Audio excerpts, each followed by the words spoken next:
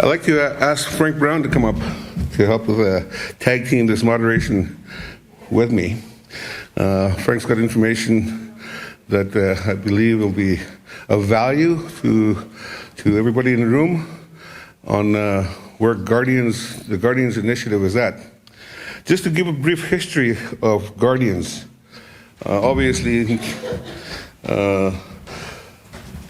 we need people to be on the land, to be managers for our people, for our communities. And the Indigenous Leadership Initiative started off focusing their energies and their attention on the creation of a national Guardians network, using the Australian government's relationship with the Aborigines in Australia, where they have a very progressive program of creating Indigenous protected areas and associated Indigenous Rangers program. In my presentation this morning, I showed one photograph of one of those Indigenous Rangers using fire to manage their territories. So in Canada, we figured if Canada is going to move forward with the creation of protected areas, we wanted it to be Indigenous protected and conserved areas. But we also wanted to create associated Guardians program to help manage not only those protected areas, but the traditional territories of our communities. And Łutsël, Prairie will speak to that, but we started our program in 2008 in preparation for the day Xai'xais and Dene became a reality. We would have some trained staff that can assume responsibility on day one, and that's pretty much exactly what happened. And the ILI, over several years of many sessions in Ottawa, knocking on and meeting with ministers, MPs, different parties, building the case for a national network. There was an ask for $500 million to build that network. Canada provided 25 to proof up the concept. And to speak to that, I'd like to ask Frank to where that network is at and where the concept is at. Sort of a last-minute addition here. Thank you for the honor, Steve. I think the people that are on your panel have tremendous knowledge and expertise. We probably get to them right away because this is only a limited amount of time, but maybe just a couple of qualifying comments. So we did receive the $25 million to do the national pilot, and it was for both First Nations, the Métis and the Inuit, and then across the country it wasn't that much money in reality, but I was on the joint working group, which was looking at proposals and developing a strategy with Canada on how we were going to deploy those dollars. And where we came to was we decided we would take a tiered approach, because there is not only a broad country, but a broad spectrum of capacity. And so there's some First Nations that are advanced, and there's a sort of a mid-range, and then where I would characterize them as tire kickers. They're just looking at Guardians, and there's a spectrum across the board, and we wanted to support everybody where they were at in their development phase, as opposed to holding people back or trying to keep it a general approach, because that just wouldn't work. And so we have deployed the money now, and the business case is being developed, and I had a chance to meet with the Parliamentary Secretary for the Minister of Finance, and what's going on in the country right now over critical resource development issues. And what I basically said to him was that the Guardians is a part of the solution to the issues, because to come into compliance about free and prior and informed consent and the duty to consult, that's the mechanism through Guardians to do that work on behalf of the First Nations. And so it creates it can, if it's properly resourced and the governance structures in place, be able to get to the shared decision making, because I characterize guardians as the sizzle, and the meat of it is building institutional capacity in Indigenous communities, because guardians are the eyes and the ears on the land, but that information has to come back to leadership, to elders, collect the data so that they can make informed decisions around whether it's land use plans, marine use plans. And so that is the real true benefit, in my opinion, on advancing guardians. And these people are the ones that are doing it. I think when I say qualified statement, I was the founding director of the Hilftsoch Integrated Resource Management Department. You always say follow the money. The money came from Coast Opportunity Funds, and it's been resourced by carbon credits. And then I went on and I was the Director of Land and Marine Stewardship for the Coastal First Nations, Central Coast, North Coast, and Haida Gwaii. We set up the Stewardship Directors Network and also trained 100 guardians in the last 5 years through a training program in partnership with the Post-Secondary Institute. So this is a pretty effective model, in my opinion. So I just wanted to add that to the conversation. Thank you. And I apologize, I'm cutting into your guys' time. I know you've prepared, so we'll let you have. We'll sit back down. Yeah, one at a time. Yeah, let's do that. Frank is Dr. Frank Brown. He's got an honorary doctorate degree from Vancouver Island University for the work in the creation of the network. And so we'll come back and maybe add a few more words after the presentation.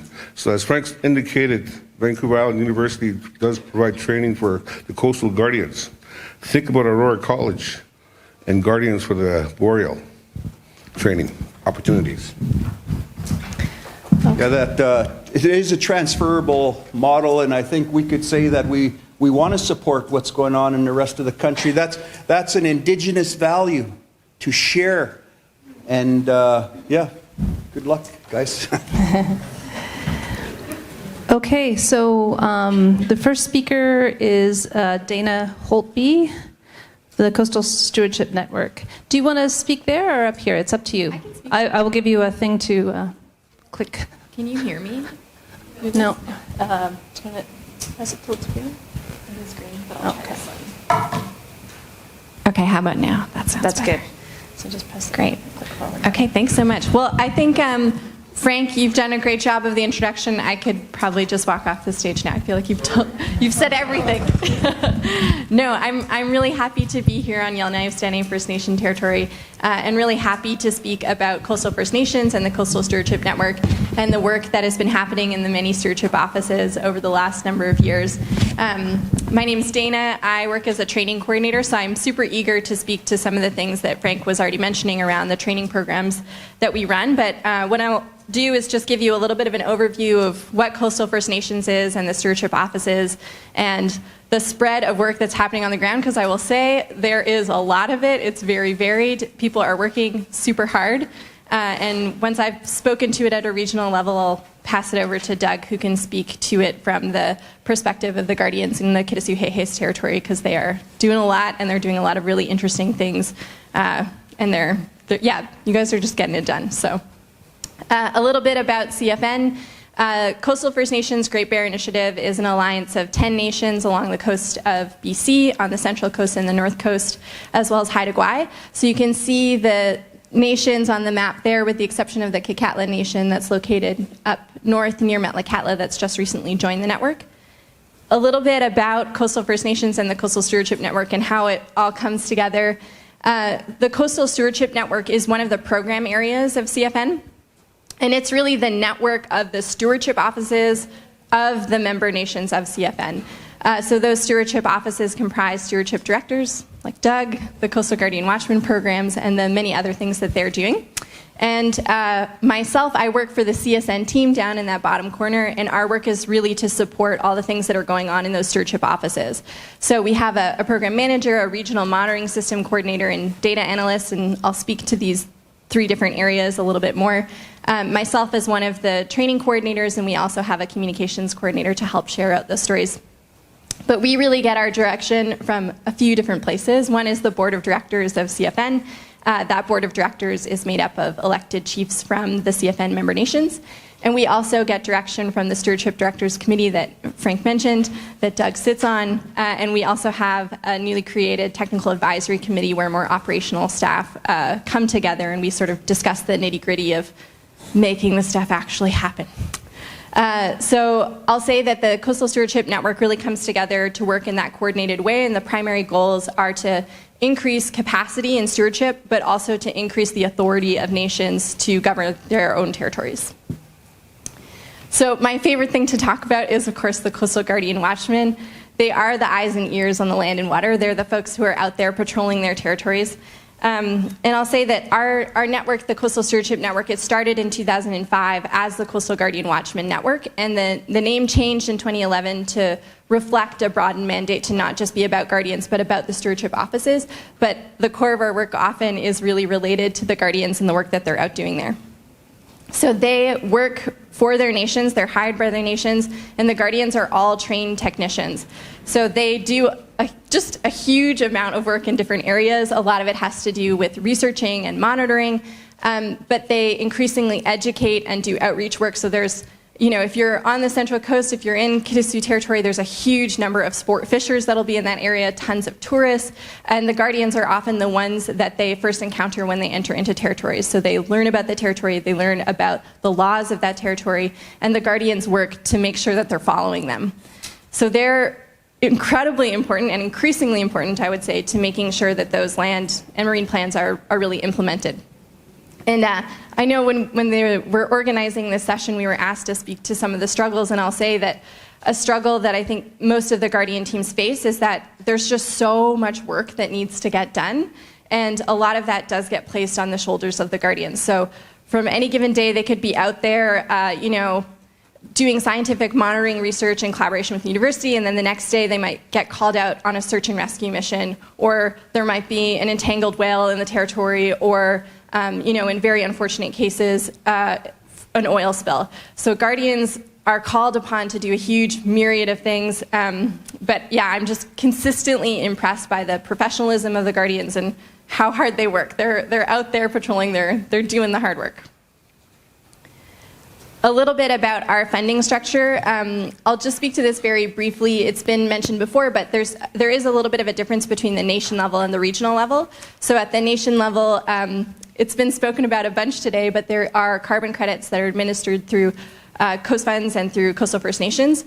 Our funding structure at the regional level, we get funding from private donors, from foundations, from NGOs, and we do also get funding from both the provincial and federal level. So examples of that, at the provincial level, we have received funding for some of our training programs through the BC Ministry of Advanced Education, Skills and Training. And at the federal level, we have received funding through the Environment and Climate Change Canada Guardian funding as well. So in terms of the work that the CSN team does, a core of it is supporting those Coastal Guardian Watchmen teams. Some of it is developing regional policies and procedures. A big thing we've been working on for the last, I'd say, year or so has been around safety policies, so making sure that the Guardian teams have the support they need to operate safely, to get home safe, come back home to their families.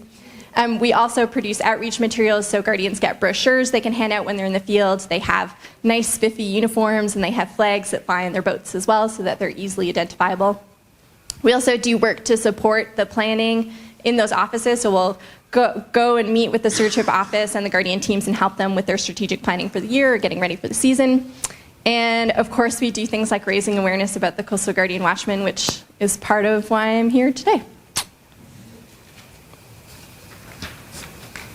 So a big initiative that we have as well is the regional monitoring system, and this is something that I'll say I think a lot of our partners in the province and within the federal jurisdiction get really excited about, which is the regional monitoring system. So this system is owned and operated by the nations, and it really came together because nations were seeing similar issues out in the field, and as unfortunately often happens in past, there would be researchers that would come into the nations, they would collect data, they would leave with the data, and they would not come back with the data. So the regional monitoring system is really developed so that guardians can be the ones that go and collect that data. And you can see in the photo here that happens through tablets that have a custom-built app called the Coast Tracker. So guardians go out in the field, they open up their app, they input data that's based on priority areas that are determined by the nation. They come home at the end of the day after their patrols, they upload that data via Wi-Fi. It goes into a central server that's located in Richmond.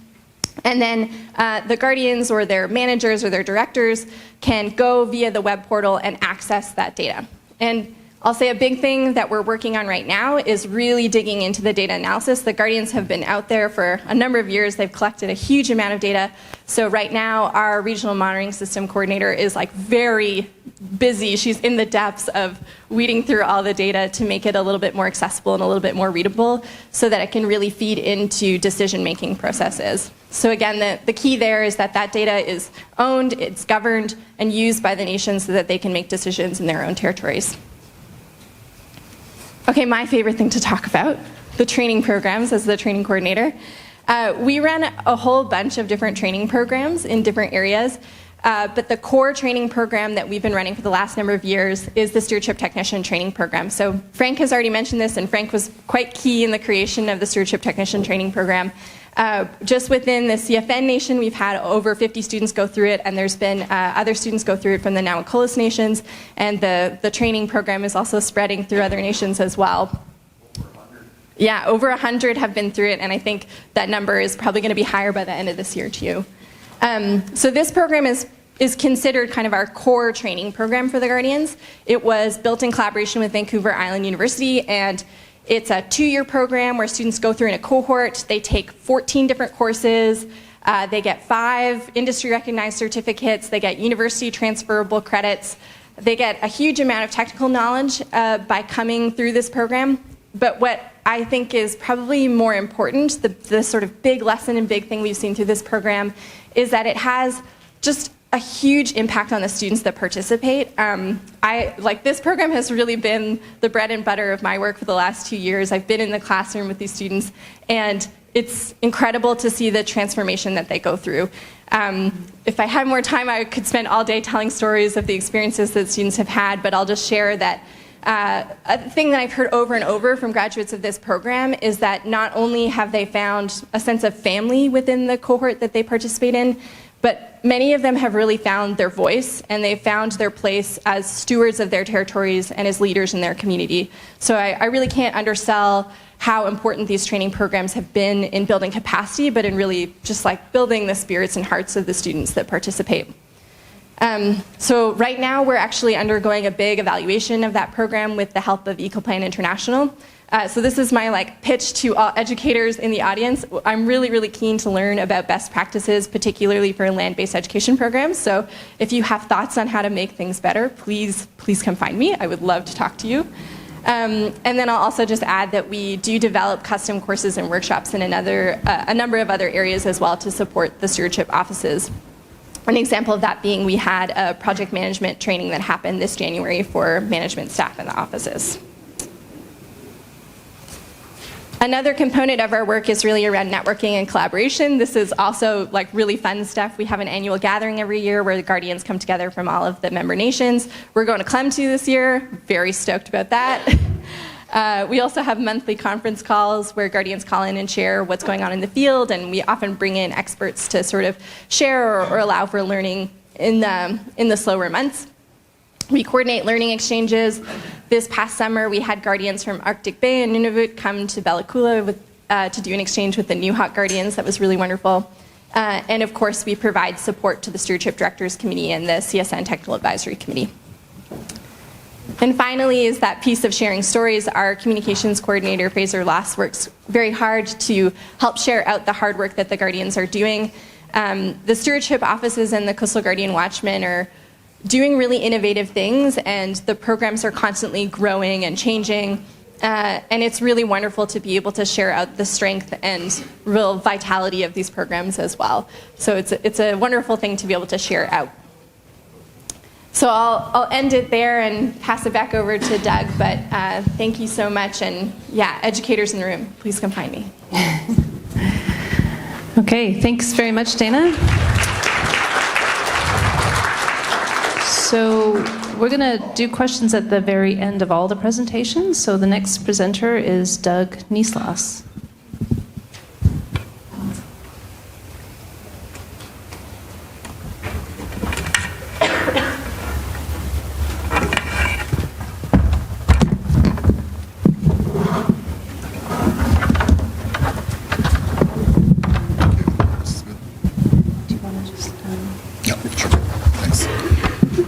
Hello, everyone.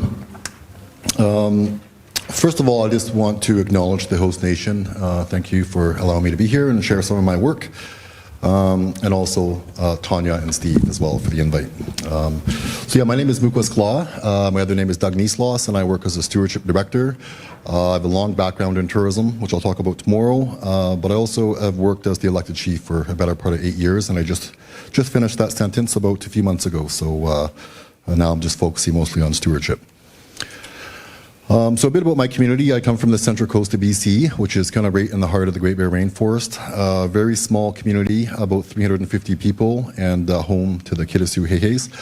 And I've been a stewardship director now since 2011. So I was hired by my band to develop a stewardship program, which is very broad. So it includes watchman programs, science programs, land use planning, marine use planning, language programs. So it's quite broad. So I've been a part of the Watchman program really since the beginning. We actually started developing our Watchman program before the stewardship department even started. So, and also been a part of that. But just speaking of some of the history of the Watchman, we've actually always had watchmen in our territory, dating back thousands of years. And so here we have a pole. The photo on your right is a photo of a watch pole. And today we call it an arbor glyph. Is carved in a tree that's still alive, and these poles were put either in front of personal property, such as a house, or on a boat, or in front of a community, and the belief is that they would watch over and protect the community or the personal property. But it was also a station for the young men. So as a young man, one of the first duties was to stand beside this pole and watch out. And if you saw something in the distance, maybe a canoe or a big party, you would have to send warning to your community. So the community would either be prepared to run and hide or to go out for a battle if they had to. So we've kind of had a long history of watchmen and as designations of the young people, that was one of their first responsibilities. So this here is the Great Bear Rainforest. It has a long history. Back in the 90s, the provincial government was going to log all of this area out back then. It wasn't called the Great Bear Rainforest. It was known as the North Coast Timber Supply Area. And so it led to a lot of direct action from the nations to protect this area. And so they ended up coining the term Great Bear Rainforest to bring some international attention and awareness to this area. And at that time, we pushed both industry and government to start setting aside protected areas. And so in the early negotiations, the province wanted to turn these areas into parks. They wanted to turn all of these into Class A park or recreational parks. But if you looked at the designation of parks, it made it really challenging for First Nations access. So we could no longer hunt and fish in those areas. And so the communities said, no, there's absolutely not. Are we going to turn these areas into parks? And so we developed a new designation called Conservancy, and that still allowed for our traditional use in those areas, whether it was making a canoe from a tree or whether it was hunting or fishing. So that was extremely important. And we ended up agreeing to set aside about 85% of the Great Bear Rainforest. And so which is quite a large area, so all the areas in green are all the protected areas. And so in my traditional territory, the photo on the right is we have about 55% of our territory now locked up in some sort of protected area, so no forestry, mining, and those sort of areas. However, after we finished developing all these protected areas, we were still running into a lot of illegal activities out in our territory. And our area is so remote. We live on a little island in the Central Coast, and we just kept on seeing a lot of different problems. And in particular, illegal fisheries was a very big issue for us. We would experience a lot of commercial fishermen, recreational fishermen would come in and harvest things like abalone. This used to be a once abundant shellfish, but the commercial industry basically cleaned it out. Now it's been on the protected list for about 25 years. But we would find when all the dive fisheries would come in, they would harvest their sea urchin, all the abalone would go missing, and we would do surveys before and after, and that was just a constant problem. Illegal hunting was a major issue. And here of our communities, we protected a big chunk of our territory, and we were trying to develop a tourism program to go out there and view these bears. But we kept on running into people shooting bears illegally, and some of it legal as well. But people would shoot them for their gallbladders. We would constantly find dead bears with their heads chopped off, the fur would be gone. And it was a constant problem. It was another major issue that we were experiencing in the area. We even had a case of illegal forestry. We had one guy that came in and basically cut down a huge tract of forest, had 0 permits, and so we caught him red-handed. He had to give all the wood back to the community. But again, we just didn't see any enforcement agencies up where we lived. We didn't see BC Parks, we didn't see Flynn Row or Fish and Wildlife Branch. Another major issue was our cultural sites. And so we have thousands of cultural sites scattered throughout our territory. This here, this photo on the top right, is a photo of a place called Dehcho, which is probably one of the most sacred places for my community. This is kind of the gathering place where people used to potlatch, and people used to go there during the banning of the potlatch in secret at this place. And so more and more tourists started to find out about this location, and they actually started to go to these sites and carve their names in the poles. And so the elders were absolutely pissed, about what was going on. And so they wanted to start setting aside some stronger protected areas, and of course having people monitoring some of these sites. Burial sites is another one. We had people that were opening up burial boxes. The community was ready to shut down all tourism in the territory because of how sacred some of these sites are. And then, of course, tourism, which was a relatively new industry in the early 2000s, and it started to grow bigger and bigger. We would have some ships would unload 200 to 300 people, tromping down the estuary. Of course, people were chasing bears all over the place. There was no management, no structure in place, no one to enforce the laws. And so that created a big challenge. And again, one of the big issues is we would just never see the enforcement agencies. These are a bit outdated maps. These are from 2014, but they haven't changed. We never see BC Parks in our territory. We never see Flynn Row. We never see Fish and Wildlife Branch. We would never see Department of Fisheries and Oceans. And so we asked them to put GPS trackers on their vessel, and they would come up about 1 or 2 days a year. And so BC Parks would come up the most, which was 2 days a year. And so that explained why there were so many illegal activities. And so it was quite frustrating for the community, just due to the lack of monitoring, the lack of management. And so my community gave me crap and said, go out there and develop a watchman program. They said basically 2 things to me. They said, don't let someone clean up your house, don't let someone else clean up your house. And they said, lines on a map do not protect areas, people do. And so they said, get your own people out there, get men and women from our community, train them up, and make sure that they have a presence on the water, on our land. Make sure they're enforcing our laws. They said there's British Columbia law, there's Canada law, but there's also Clem 2 law. And so we started a new mission to create this program and get these guys trained up. So we started our Watchman program in around 2004, and when we first started, we had no money. So we had enough money to buy a small little vessel. That was our first Watchman vessel, a little 18-foot vessel. We were able to hire 2 people and get them out there. And we didn't really have much. We really just had a pen and paper and then their street clothes, and that was kind of the beginning of our Watchman program. And so we really started to focus on training, and we wanted to look at building out this program.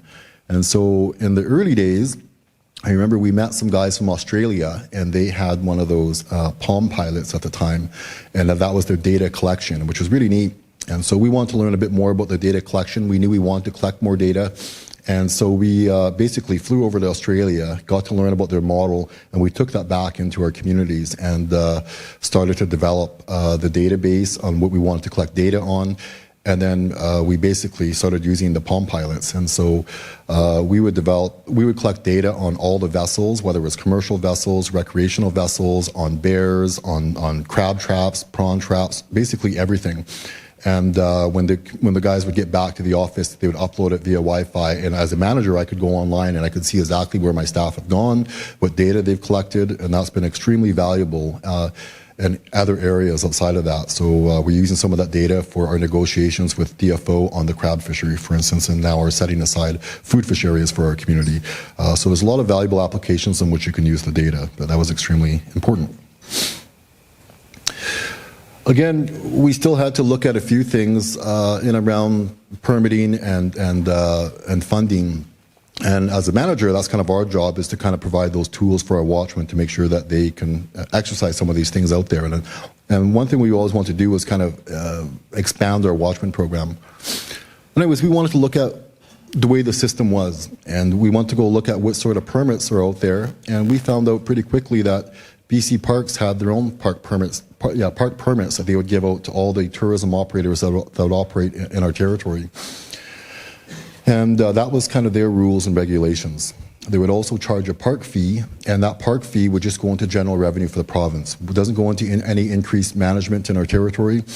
And that was kind of their permit system that they were able to apply provincial laws. And so we asked the province at that time whether we could be a part of that. We could implement some of our Indigenous law or CLEM 2 law as a part of their document, and whether we would have some sort of revenue sharing agreement around the stewardship, or the fee that they charge. Unfortunately, there was no appetite, and there was other legal issues why they couldn't do that. So we basically said, listen, CLEM 2 is a level of government. We're going to do this regardless and develop our own system. And so we did that. We developed a protocol agreement, and we put all of the rules and regulations for our nation. We implemented our Indigenous laws through this agreement. And then we also decided to charge a sustainability fee. And so we have two types of fees. If you're a non-extractive company, we charge you $15 per person per night in a territory. And then we have an extractive fee as well, so $25 per person per day if you're sport fishing, for instance. And so we charge these structures. And I remember going down, this is probably now 15, almost 20 years ago, we went down to all the tourism companies that were just starting in our territory. And these guys would pay the government, the province, a fee. And so we told them, listen, if you're going to operate here in our territory, we want you guys to sign our protocol agreement. We want you guys to pay our sustainability fee, and as well as do that with the province as well. And so about half the companies liked the idea. The other half of the companies kicked me off their boat and said, well, how dare you try and gouge us? We pay the province already, why would we pay you guys? And so some of the boats asked, well, what are we going to do with the money? And we said, we're going to take 100% of the funds, we're going to put it back into a watchman program, and that's going to increase the monitoring, increase the management of the territory, just because we don't see anyone else. All the operators saw all the illegal activities that were going on at the time, and so half of them supported it, and they really liked it. They went on their websites and they said, we're supporting First Nations, we're supporting local monitoring, local enforcement, and then all the other tourism companies came on board. They saw that their money was being used properly. It wasn't just going into the slush fund with the band, and we were putting all the money back. And so then we got 100% of the tourism industry on board. Then we went after the sport fish industry, same thing, we engaged them. And the president of their organization said to me, all you Indians want is money and control. And so we had a big battle about, this discussion about protocols. And so we spent the next few years negotiating, trying to get them to understand what we're trying to do. And then they finally agreed to start paying our sustainability fee. And so that was just a few years ago. And then we also went after forestry as well. And these guys are making millions of dollars in our territories. And we wanted some money to be able to cover the watchman program, allow us to expand. And I'm a firm believer that the cost of watchmen should not be on local communities. If the government didn't give out permits, we wouldn't have no reason to monitor or manage. And so we feel that the industry should be a part of that as well. And so we set up our fee structure, and now I would say we have 100% of all industries on board. It's worked out extremely well. All the industry now by default have become watchmen. So that allows us to increase our presence, our eyes and ears on the water. Half our calls come from these companies now that say there's a suspicious looking boat up here. Can you send our watchmen up there? And it's been quite good having everyone on board. So that was one fee structure. Another important part of our fee structure was the Coast Opportunities Fund. So because we protected 85% of the Great Bear Rainforest, we were going to lose out. We were going to lose out on some economic opportunities. So we wanted to create, basically we negotiated an agreement with some of the environmental groups. So there was groups like the Nature Conservancy, which is now Nature United. There was Hewlett-Packard Foundation. There was Moore Foundation. So all these different groups help us fundraise a bunch of money. So we created a $60 million endowment fund. This money was put into an endowment fund. And the environmental group said, we'll give you this money if the federal government and provincial government match this money. And so that's another pot, which we'll talk about tomorrow. But on the conservation side, it was really important because we took the $60 million, put it into an endowment fund, and basically that money will be there forever. So small communities get about $250,000, large communities get about $500,000, and this is based on about a 4 to 6% return. I would say over the last few years, we've been getting around 6%, so we've been getting around $500,000 for a small community, so the numbers fluctuate a bit, but our bare minimum we'll get is around $250,000. So we use a big chunk of this money to fund our Watchman program, pay for their equipment, pay for their training, and then on top of that, because we protected all of these areas, it also led to some carbon credit opportunities as well.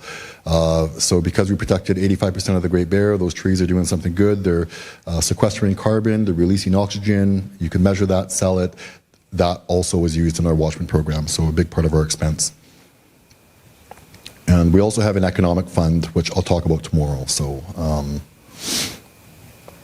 But anyways, we decided to take it and really focus on building the capacity with the Watchman. One of the things that we want to do is focus on uniforms, making them look professional. With the data management system, we put a lot of time and effort in that in terms of building the database. Now it's moving away from those little Palm Pilots into now almost like an iPad, or something like an iPad. And then branding the Watchman. So everybody on the coast knows there's a Watchman program. Everybody knows they can no longer do illegal activities. We have brochures that we pull up to the vessels, we engage them, and so everybody knows there's a presence from our Watchmen. Again, the Watchman program, we probably work for about 7 months out of the year. We're out there every single day. So if you were to compare both the provincial and federal presence on the water, again, they're out there for 2 days compared to our Watchmen that are out there for basically 7 months out of the year, every single day. And these are all GPS tracks of where they go. So it's been extremely valuable. They cover every inch of the territory, and I'm happy to report that today, illegal activities have fallen off the map, so we just don't have any illegal activities anymore. So again, we're doing a bunch of different things, whether it's assisting with some of the research. We just did a whale disentanglement training course this year. They're assisting with oil spill response, monitoring of tourism, and a whole bunch of different activities. Sorry, I know my time is up here. And I just say, one of the things I've learned throughout a lot of this process is just the collaboration. I think this is extremely important. Every year we call every stakeholder that works in our territory, and we meet with the provincial government, and we basically ask 3 questions. We say what worked, what didn't work, how do we improve things? This has been a really good relationship. We're working with each one of the stakeholders. We're working extremely close with the provincial government. Just literally a few weeks ago, they agreed now that they are going to give our Watchmen provincial powers. And so they'll have, for the first time ever, have the authority now to issue fines and tickets and enforce some of the Wildlife Act or the Parks Act. And so that's extremely important. And again, I think that just came from a lot of building those relationships over the last number of years. And we've had this meeting now for probably the last 6 years, and it's just gone super smooth. And I'll leave it at that. Thank you. Great, thanks very much, Doug.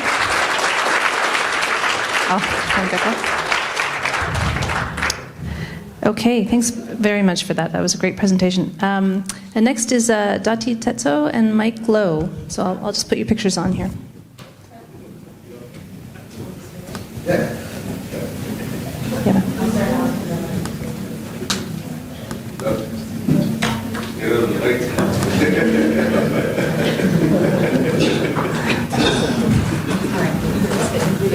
Yeah. It's playing. Here, I'll push over. Yeah, sorry. Here, I'll sit with you over. Okay. Hello again. So a big part of my work the last since 2014 has been to try and work with our member communities and with Dehcho AAROM to start developing our own version of the Coastal Stewardship Network. So in the Dehcho, it's known as the Dehcho Stewardship and Guardians Program. And we're just going to project pictures from projects and programs over the last few years. It's kind of a full circle moment because when we first started off, we hosted learning exchanges and we invited people into our workshops from the Coastal Network and also from Łutsël. We've had people come in from the Labrador, the Innu from Labrador. And these learning exchanges have been fundamental in helping us to grow. And so now we're in a position where we're being asked to go and support other First Nation communities and share our stories and our understandings.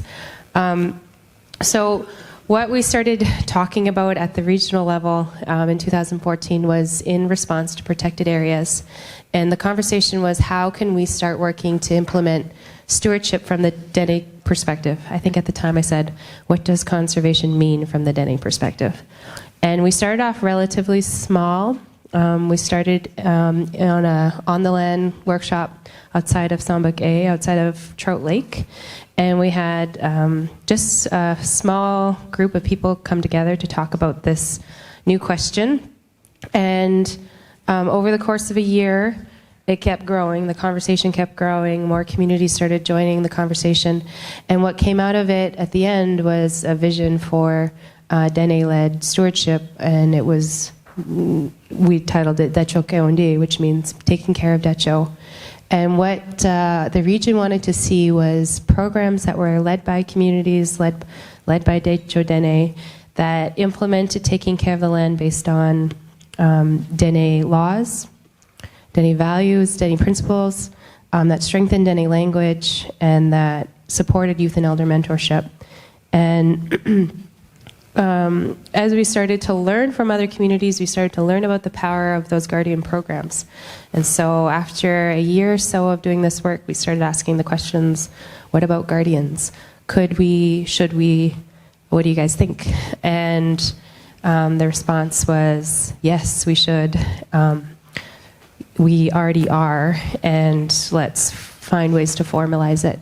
So the approach that we took was to build off the successful work of Kitasoo-Xai'xais, and in a minute I'll hand it off to Mike to explain what that's about. But that Kitasoo-Xai'xais already had community-based monitors in all of the communities who already did what we were learning guardians do, which was monitoring, mentor youth out on the land, spend lots of time out on the land. So we thought, let's build off of the work of Kitasoo-Xai'xais. And since we've started to do that, it's given us a framework to garnish more partnerships. And so we've been able to secure successful agreements because of that. So one of them was the environmental management agreement that we worked with 4 communities on in the region in 2018 in response to a pipeline replacement project.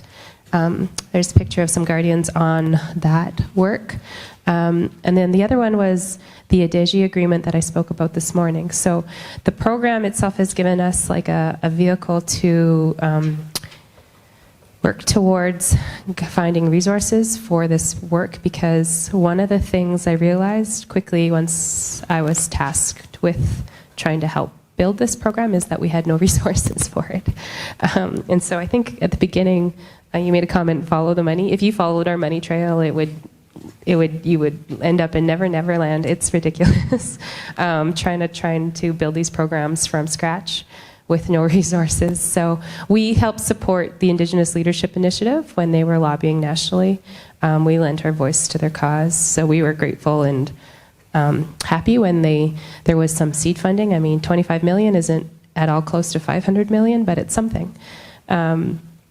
Anyways, there's still lots to do. There's growing pains. We literally just hosted a regional gathering last week in Fort Simpson where we had all the communities come together and report back on, where the regional program is at, review like what the original vision for that framework was, and then have an opportunity for all the communities to share what they're doing at the community level, and then of course have some interaction and feedback on like how to keep growing.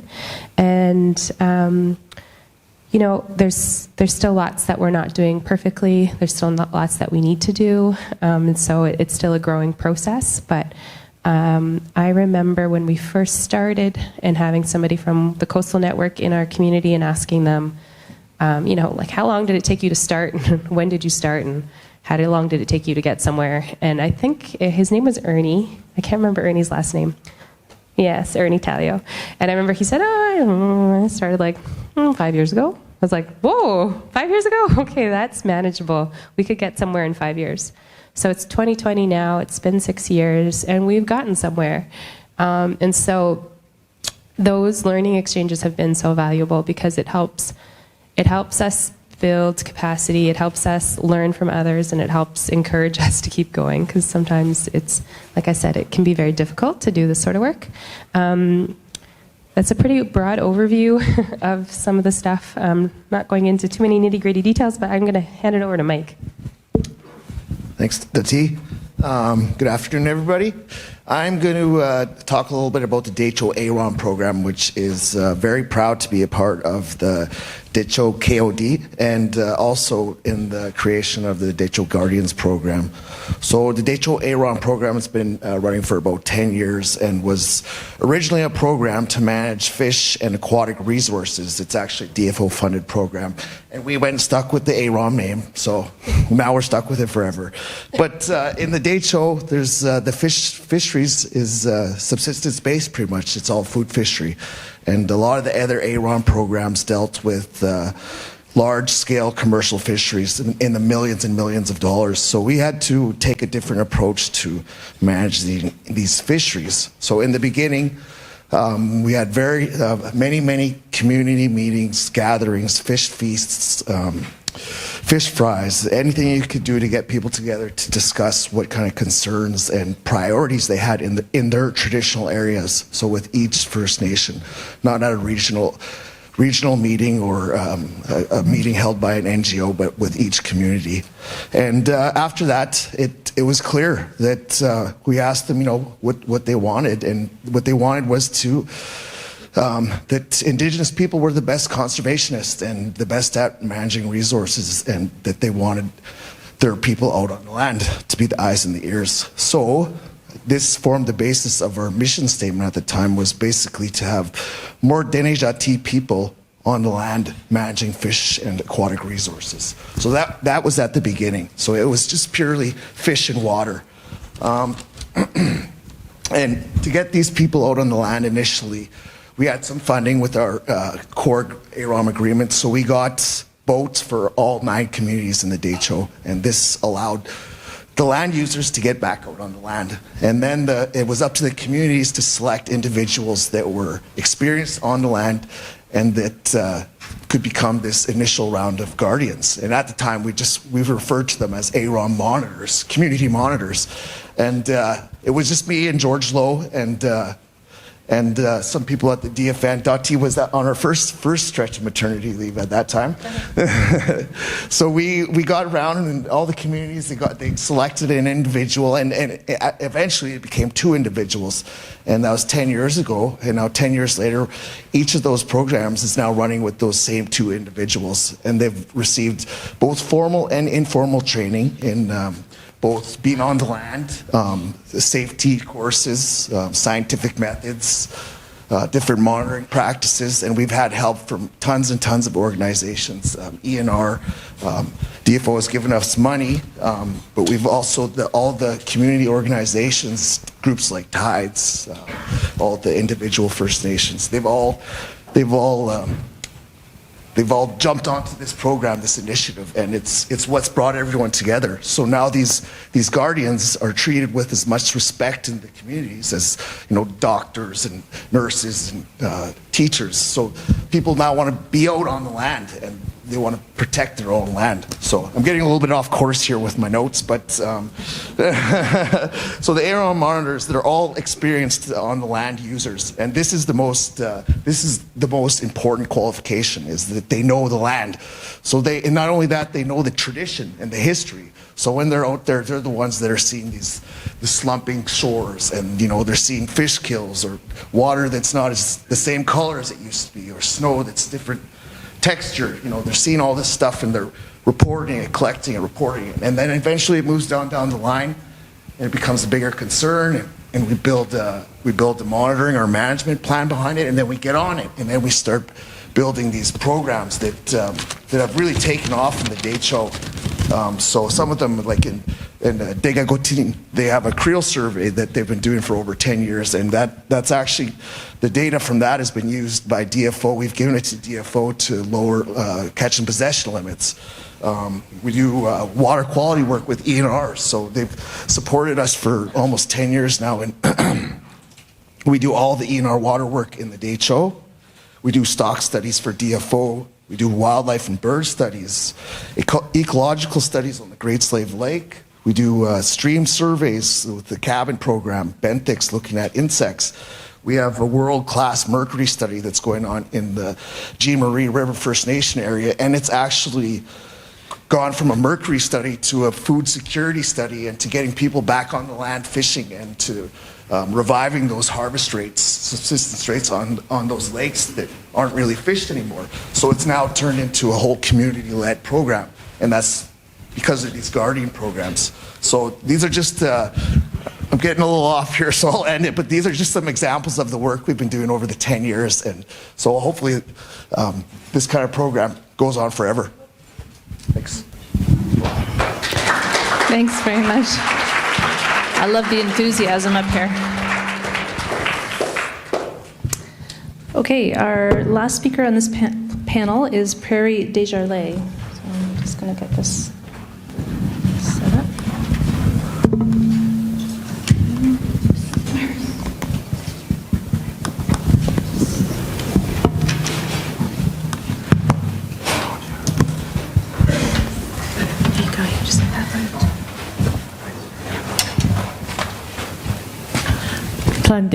Sizi Prairie Desjarlais Huya. And I just said, how are you? My name is Prairie Desjarlais. I'm going to be presenting today on the Ni monitoring program. We do have a summer program, but what happened? This newly program that just started in January, it's brand new, and we're carrying into the winter, so this is like brand new. This presentation is really fresh. This picture here is like 3 weeks ago of caribou. That's a Camerieric herd. So I'm going to be presenting today on our winter monitoring program. I would also like to ask Laura Jane Michelle to come up here. She helped me in a lot of the inReach stuff and stuff like that. She helped get the monitors on board. So she's younger than me, but she's going to be doing this someday. So she's got to come up too.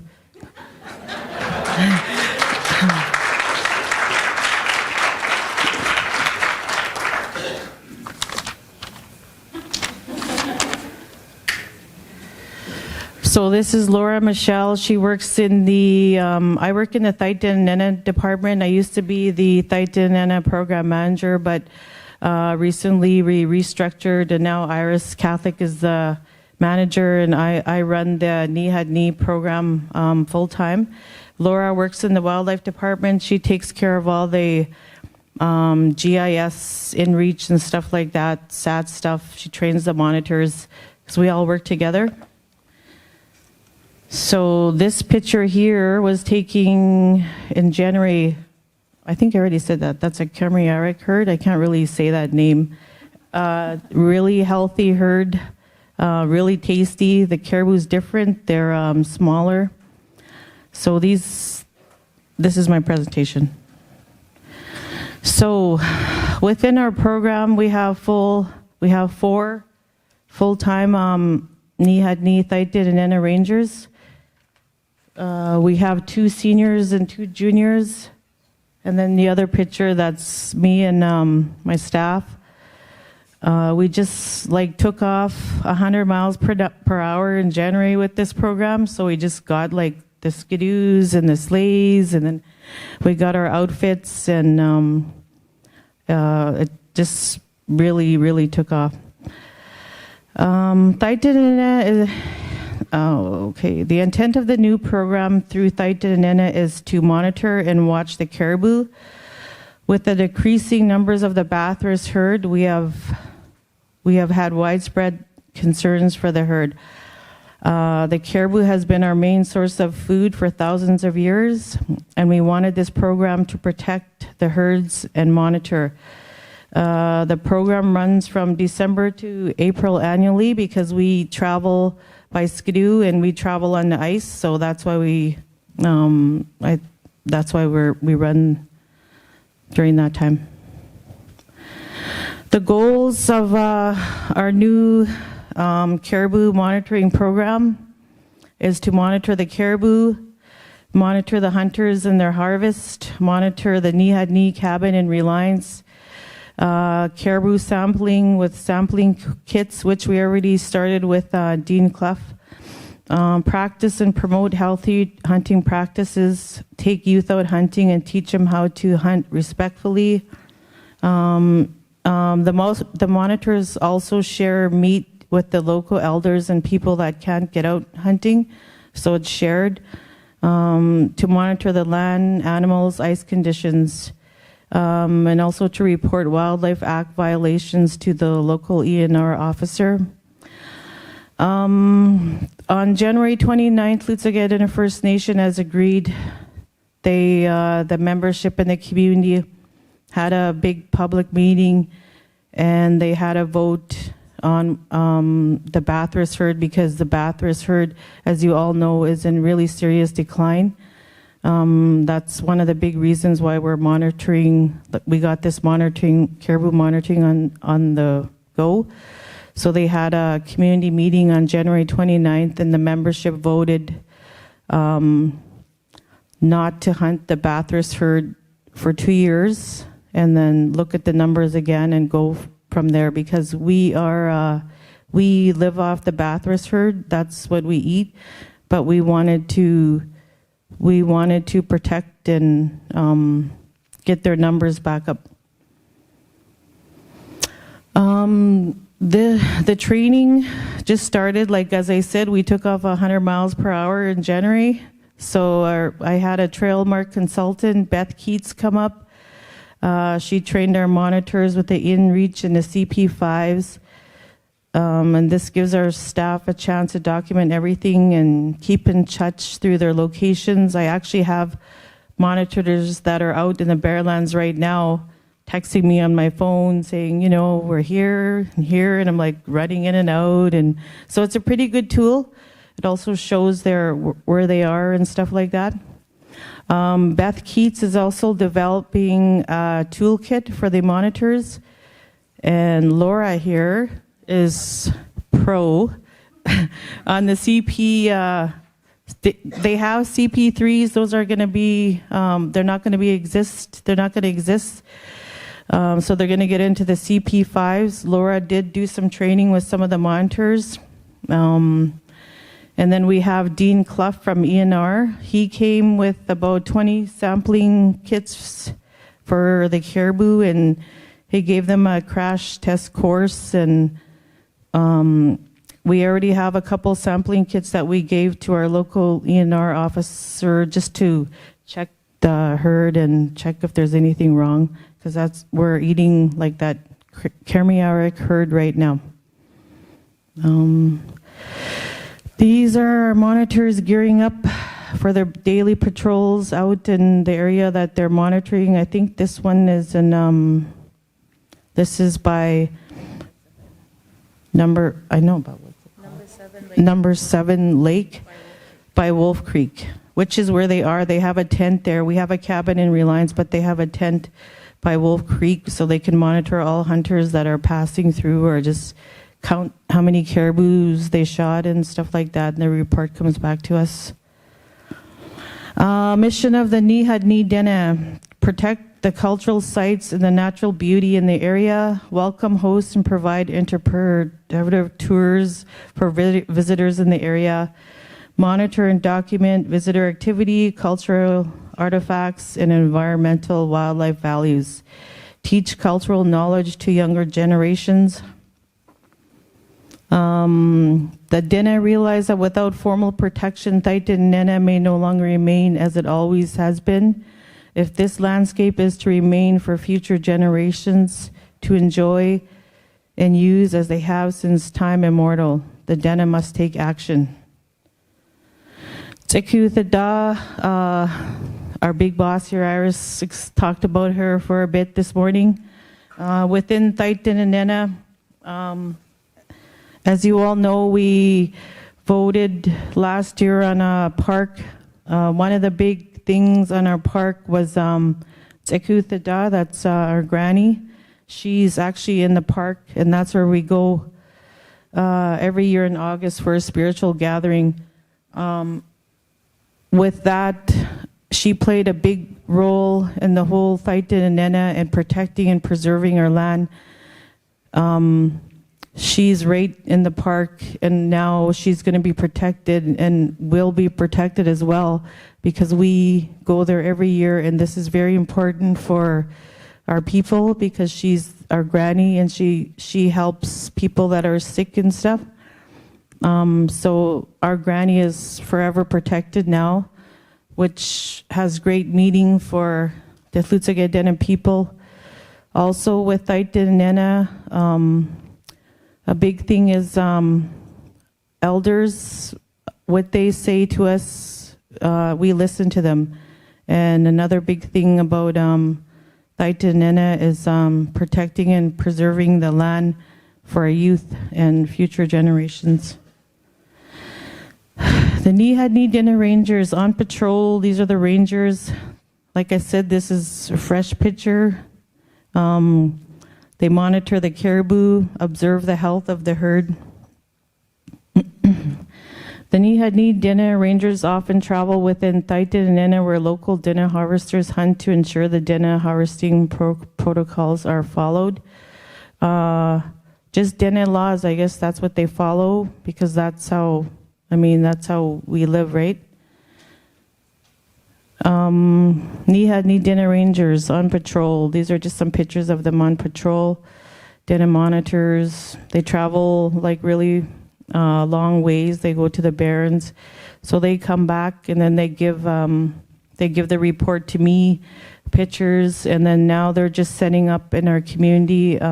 It's called a Caribou Disciplinary Board, I think. So it's going to consist of 4 elders, and if we have people, even if it's our own members out there disrespecting caribou, not taking everything, stuff like that, the monitors are out there to monitor, bring back the information to me, and then if there's stuff where they're not practicing Dene law, we'll be bringing it to the elders committee, and then they'll figure out the disciplinary actions.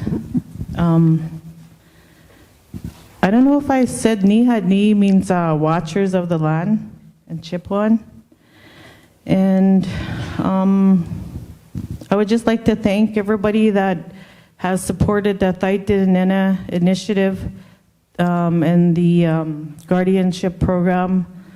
I'd like to thank all the sponsors. It's been, since I started this job, it's been like probably, I've been sleeping 4 hours a night.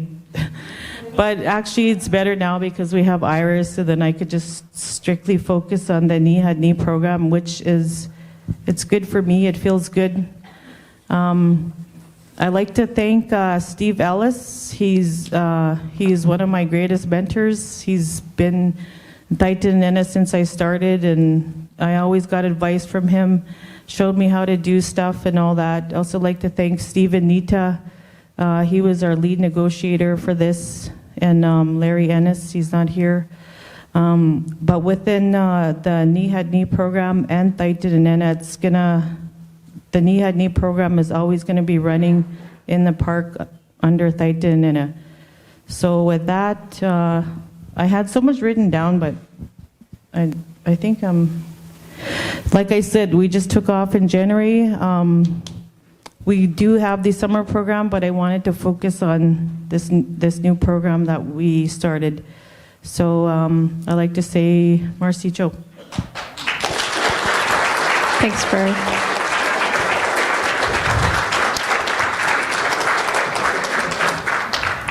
All right, so that was the last speaker on the panel. So we only have about 5 minutes till the break. Steve, do you want to sum everything up, or do you want to let people ask questions? Okay. Is there anyone who has questions for any of our panel members? Oh.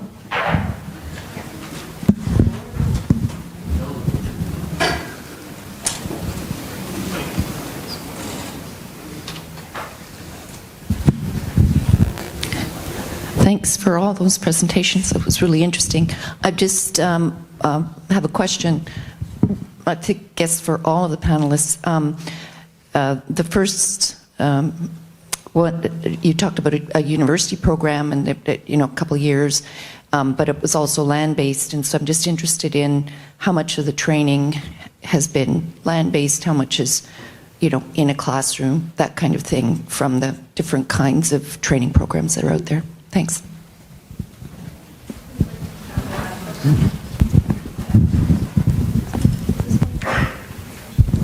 Yeah, so you can hear me? Okay. In the Stewardship Technician Training Program, there are 14 different courses, and so it sort of varies a little bit from course to course. Some of them are a little bit more land-based, but I will say that we probably spend at least a quarter to half of each class inside. So there is a substantial classroom component, and I think, part of that is the structures of working within a university system. Sometimes to meet those accreditation requirements, you have to be in the classroom doing certain written assignments or things like that. But as much as possible, we try and push the university and try and push those courses so that we're outside and on the land as much as possible. Our whole program's on the land. Just kidding. No, we just started.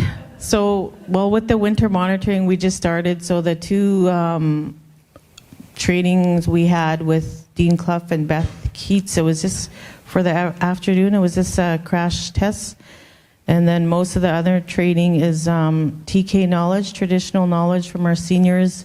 And they're out there, like most of their time, they're out there. It's like 1 week on, 1 week off, and they're on a schedule. So, but as we're getting more and more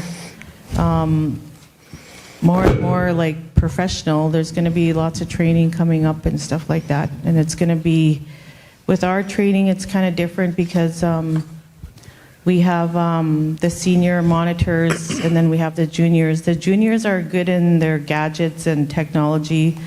And then with us older ones, like me and the seniors, we're like, oh, okay, how do you do that? And so we're taking, the juniors are actually teaching our seniors, and our seniors are teaching them the traditional way. What we try to express in our program too is mentorship.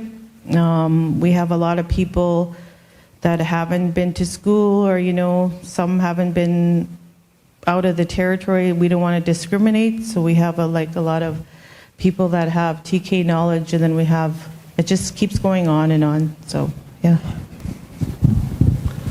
I'll talk about, in the beginning of the AAROM, it was there wasn't much of a structure for any courses, and actually it was Aurora College offered 6 weeks at that time, or 4 weeks if you did it without the weekends, to teach environmental monitoring and training, and it was more of a course that they would design to what you wanted to do at the time. They no longer offer it, but there's another company that Dahti can tell you about.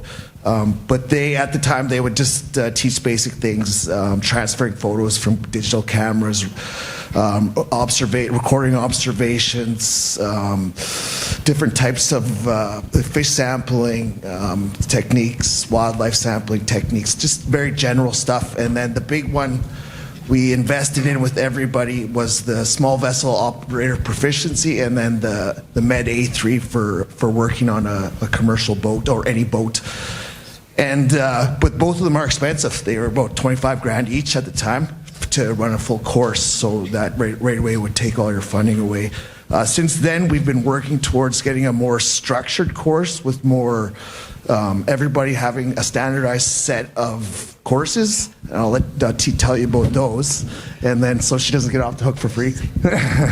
But anyways, I've noticed that there's more and more private companies coming out with short-term courses to provide training to guardians. And actually, Wendy from West Point First Nation, we've just in the past week been talking about getting a fish inventory course going in Hay River, so for all our guardians. So that's sort of where we're at when we talk about training, is looking at what's out there and then taking the opportunity. Yeah, it comes back to finding the money for things. So in our case in the Dehcho region, For the most part, training's been a little bit ad hoc, like as opportunities come up and as there's resources, we opportunize on them, and they might be project specific. In 2018, when we came into the agreement with Enbridge, we got a bunch of resources that year to implement Guardian training. So that year we ran a 7-week Guardian training program, and we tailored it to the needs of the project. And we made space in it for Dehcho AAROM Guardians, who are throughout the region, so they weren't just with the project. So we hosted training for 30 Guardians to go through a 7-week program, and they got a wide range of skills. So they got that monitoring certificate program, boat operation, got PAL. We tried to tailor it to ensure that they were safe on the job and in the field. And then with AAROM, again, that's another, it's literally following the resources. AAROM represents another resourcing opportunity for the region to train up Guardians. And so AAROM Guardian training plan is going to be developed, and so there'll be opportunities there for more training. The challenge that we find always is around resourcing and trying to find funding to offer training. And I think like it's really cool to hear about the Coastal Stewardship Network, because they're like just ahead of the A game on everything. And so it would be great one day to get to where they're at, where they're like not just doing Guardian training, but they're also doing train the trainer training. So because that's the other aspect, is Guardians require training, but then people who are in my role also require training. And sometimes we end up getting a bit neglected. But it's important stuff. So anyways, the answer is we're trying, and it's a work in progress. Yeah, I guess for me, I would say, I think Dana kind of answered some of that, but I would say we try and focus on both land use planning, marine use planning. I would say it's extremely helpful to have the Coastal Stewardship Network, and their job is to kind of find the funding, interview all the communities and find out what are the priorities. But we want to be able to go back to the provincial government or the federal government and say, our people have the same sort of level of training that you guys have. And I think that puts us in a better position to have the legal authority to implement and steward the territories. And so that's a big reason why this year I think we finally got the recognition from the province where they're going to give us some authority under provincial law, although we're still going to implement our own Indigenous law as well. So I think both are important. I always forget to say, so I also forgot to mention with our program too, it's like train a trainer. So we have our juniors that actually start as juniors that progressed into seniors. So a couple of years ago, I had the original knee juniors who progressed into seniors but don't work anymore. I actually had them training the new monitors on fish sampling and water quality. So it's kind of like passed down, and you keep it in the community where you can be self-sustained, where you don't need to go out and depend on funding and other stuff like that, but you can do it in your home, and you can keep all that data that you send out and gets lost. You can keep it there. And so, yeah, that's a big thing with us too. Okay, great. And with that, it's time for our break. Oh, okay. Sure, go ahead. Hi. Prairie, you mentioned something that really turns me on. You said caribou. All these people here I know are secret caribou turn-oners. They're not going to admit it, but they really get turned on by caribou. I do anyways. My husband got his head down. Anyways, he just lets me. He just knows I'm crazy and he just lets me. Anyways, you said that herd that was shown was, the picture weren't very old. Your ranger group, do they have a good gauge on how healthy your herd is, and what herd is that exactly? That's the first question. The second question is, I read something the other day that said that Łutsël is part of an Indigenous group, including Nunavut and NWT, that have signed an agreement for barren ground caribou. I wonder if you could just clarify for me what is the reason for that?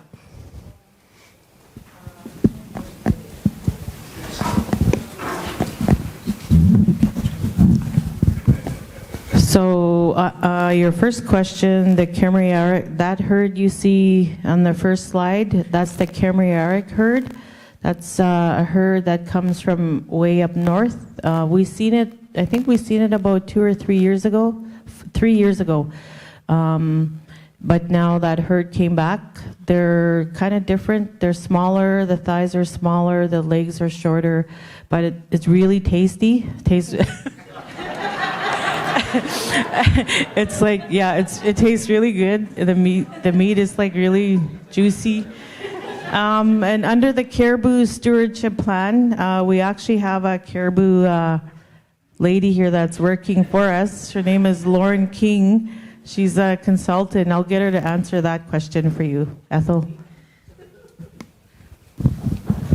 It's, can I just say this? It's those little short legs that make them such a turn on. Sorry, I couldn't help it.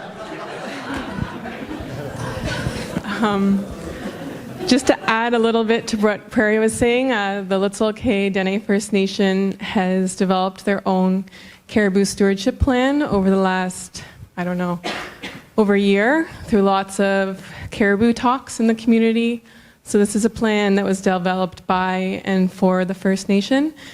And it covers caribou that the community hunts. And so we developed respectful harvesting protocols based on Dene ways of hunting and being on the land, and also a monitoring component, which is the Ni Dene, and then an enforcement aspect, which Prairie talked a little bit about the elder committee that kind of will decide if Dene law is not being followed or respected, kind of the restorative justice approach to fixing that situation.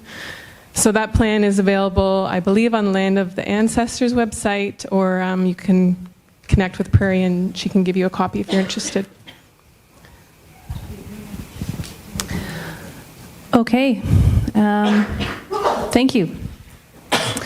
Okay, I think we should just go to a break right now. Everybody needs a coffee or tea, so and we'll come back in like 12 minutes after. Yeah.